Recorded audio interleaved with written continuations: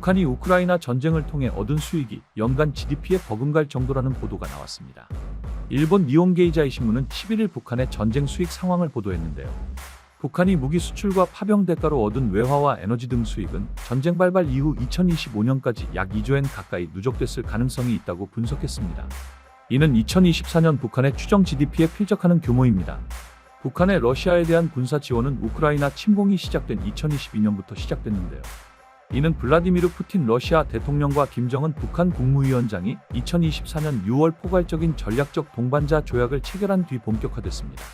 국정원 산하 국가안보전략연구원이 발간한 전략보고서에 따르면 북한은 2024년 10월부터 4차례에 걸쳐 약 2만 1,000명을 러시아에 파병한 것으로 추정되는데요. 이를 통해 얻은 수익은 총 6.2억 달러로 추산됩니다.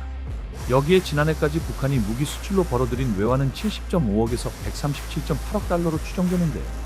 로켓포와 포탄뿐만 아니라 북한판 이스칸데르로 불리는 단거리 탄도미사일 KN-23도 약 250발 공급된 것으로 추정됩니다. 이 가운데 북한의 2024년 경제성장률은 3.7%를 기록했는데요.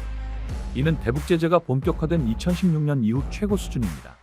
북한은 러시아의 병력과 포탄, 탄도미사일 등을 제공하며 그 대가로 전투 경험과 러시아 군사기술에 대한 접근, 경제 지원 등을 획득할 수 있었습니다. 특히 북한이 군수 물자를 제공하고 그 대가로 러시아가 위성 잠수함 기술과 정제유 등을 지원하는 정황이 포착됐습니다. 북한은 또한 러시아로부터 생활필수품 등도 현물 형태로 받고 있는 것으로 알려졌는데요. 군수산업의 호황과 러시아의 에너지 원조로 평양 시민들의 생활 수준도 이전보다 나아졌다는 정황이 나타납니다.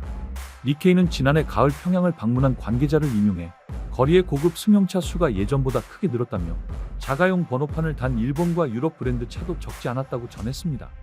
김정은은 쿠르스크 파병 전사자 유족에게 평양 고급 주택 지원 등 큰 보상을 제공하고 있다고 전해지는데요. 전사자 추모 기념관을 건립하는 등 참전 병사들을 국가 영웅으로 대우하고 있습니다. 이는 북러가 혈맹 관계임을 과시하는 행보로도 볼 수 있는데요. 여기에 러시아 모스크바 붉은 광장에서 열린 전승절 열병식에 북한군이 행진하며 북러는 더욱 밀착했습니다. 북한이 외국 열병식에 군을 파견한 것은 처음인데요. 북한 매체들은 육해공군 혼성종대가 참가했고 푸틴이 행사 후 지휘관을 만나 감사를 표했다고 밝혔습니다.